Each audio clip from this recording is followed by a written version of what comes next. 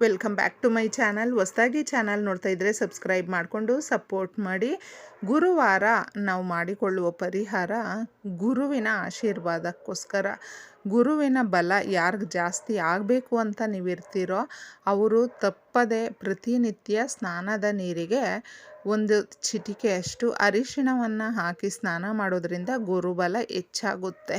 ಗುರುಬಲ ಹೆಚ್ಚಾದರೆ ನಮ್ಮ ಜೀವನ ತುಂಬ ಬಿಂದಾಸಾಗಿ ಇರುತ್ತೆ. ಈ ಪರಿಹಾರ ಎಷ್ಟು ಈಸಿಯಾಗಿರುತ್ತೆ. ದಿನನಿತ್ಯದ ಸ್ನಾನದಲ್ಲಿ ಒಂದು ಚಿಟಿಕೆ ಅರಿಶಿಣವನ್ನು ಹಾಕ್ಕೊಳ್ಳಿ.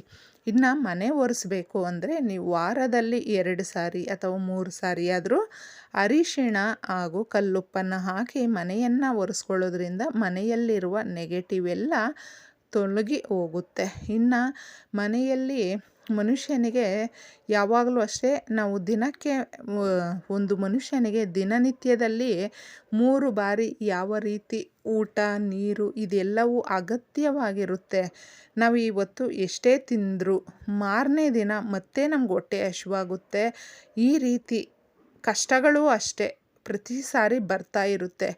ಅದನ್ನು ಪರಿಹಾರ ಅಂತಂದ್ಬಿಟ್ಟು ನಾವು ಪ್ರತಿ ಸಾರಿ ಮಾಡ್ಕೊಳ್ತಾ ಇರಬೇಕು. ಮನುಷ್ಯನಿಗೆ ಬರುವಂಥ ಸಮಸ್ಯೆಗಳು ನಾವು ಯಾವಾಗಲೂ ಮಾಡ್ಕೊಳ್ತಾ ಇದ್ದರೂ ಕೂಡ ನಮಗೆ ಏನೋ ರಿಸಲ್ಟ್ ಎಲ್ಲ ಬರೋದಿಲ್ಲ ಅಂತ ಅಂದ್ಕೊಳ್ತಾರೆ ಕೆಲವೊಬ್ಬರು.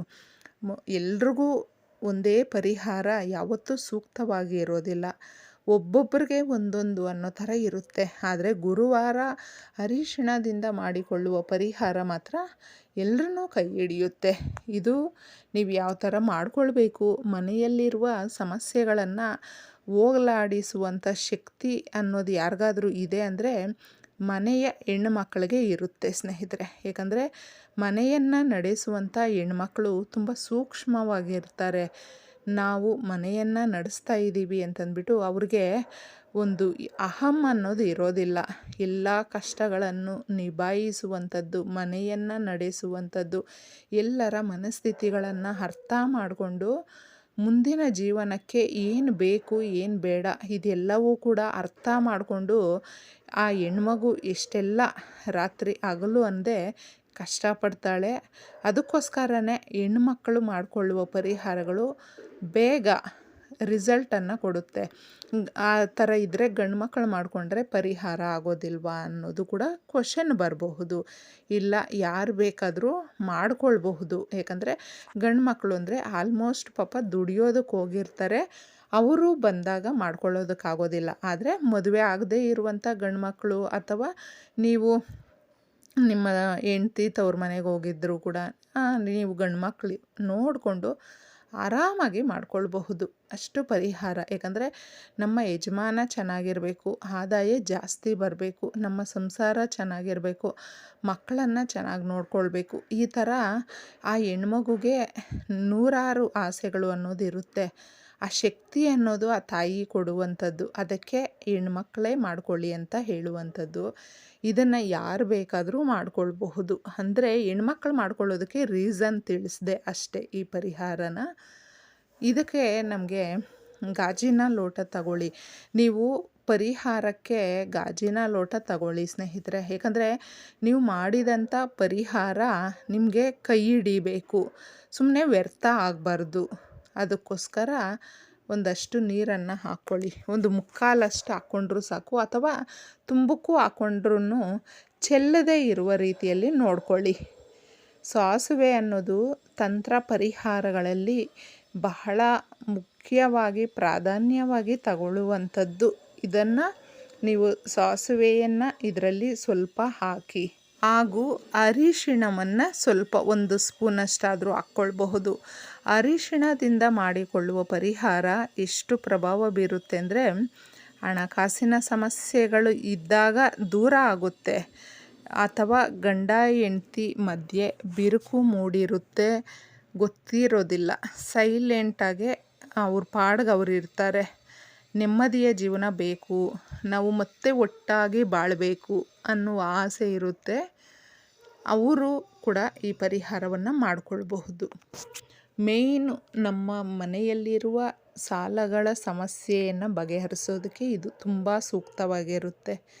ಇಷ್ಟನ್ನು ಹಾಕಿಬಿಟ್ಟಿದ್ದೇ ನೀವು ಪೂರ್ತಿಯಾಗಿ ನಿಮ್ಮ ಮನೆಯೆಲ್ಲ ತೋರಿಸ್ಬಿಟ್ಟು ಅಡುಗೆ ಮನೆ ಹತ್ರ ತಗೊಂಡು ಬರಬೇಕು. ಅಡುಗೆ ಮನೆ ಅನ್ನೋದು ಆ ಮನೆಯ ಪ್ರಧಾನವಾದಂಥ ಒಂದು ಕೇಂದ್ರ ಬಿಂದು ಅಂತ ಹೇಳ್ತೀವಿ. ದೇವರ ಮನೆ ಎಷ್ಟು ಮುಖ್ಯವಾಗಿರುತ್ತೆ ಒಂದು ಮನೆಯಲ್ಲಿ ಅಂದರೆ ಅಡುಗೆ ಮನೆ ಅಷ್ಟು ಮುಖ್ಯವಾಗಿರುತ್ತೆ. ಅಡುಗೆ ಮನೆಯಲ್ಲಿ ನಾವು ಈ ಪರಿಹಾರಗಳನ್ನು ಮಾಡ್ಕೊಳ್ತಾ ಇರಬೇಕು. ಆಗ ಮಹಾಲಕ್ಷ್ಮಿ ಬಂದು ನೆಲೆಸ್ತಾಳೆ. ತುಂಬ ಜನರ ಮನೆಯಲ್ಲಿ ಕಷ್ಟಗಳು ನೆಗೆಟಿವ್ ಇದೆ ಅಂದರೆ ಅದು ಜ್ಯೇಷ್ಠಾದೇವಿ ಅಂತ ಅರ್ಥ ಮಾಡ್ಕೊಳ್ಳಿ. ಜ್ಯೇಷ್ಠಾದೇವಿ ಎಲ್ಲಿ ಇರ್ತಾಳೋ ಮಹಾಲಕ್ಷ್ಮಿ ಆ ಜಾಗದಲ್ಲಿ ನೆಲೆಸೋದಿಲ್ಲ. ಮೊದಲು ಇದನ್ನು ಓಡಿಸ್ಬೇಕು ಅಂದರೆ ಅಡುಗೆ ಮನೆಯಲ್ಲಿ ಮಾಡ್ಕೊಳ್ಬೇಕಾಗುತ್ತೆ.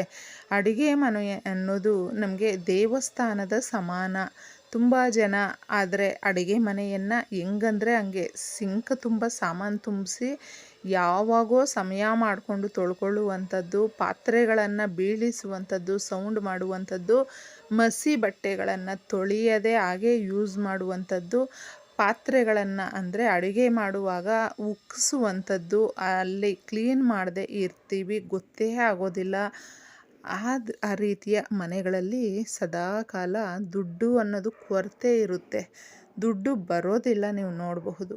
ಆ ಥರ ನೀಟಾಗಿ ನೀವು ಕ್ಲೀನಾಗಿ ಇಟ್ಕೊಂಡು ಈ ಪರಿಹಾರವನ್ನು ಮಾಡಿಕೊಳ್ಬೇಕು.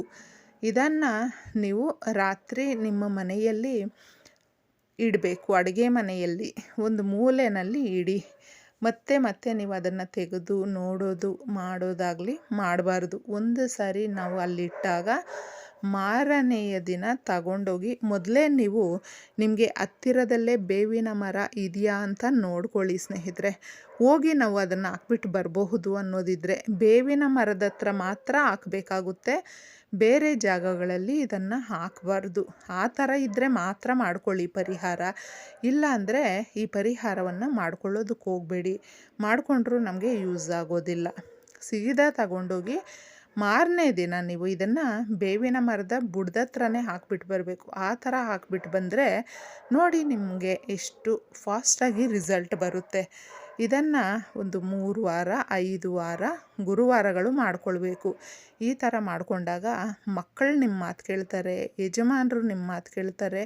ಮನೆಯಲ್ಲಿ ಸಮಸ್ಯೆಗಳು ಕ್ರಮವಾಗಿ ಒಂದೊಂದೇ ಹೋಗುತ್ತೆ. ಆ ಮನೆಯಲ್ಲಿ ಸ್ಥಿರವಾಗಿ ಮಹಾಲಕ್ಷ್ಮಿ ನೆಲೆಸ್ತಾಳೆ.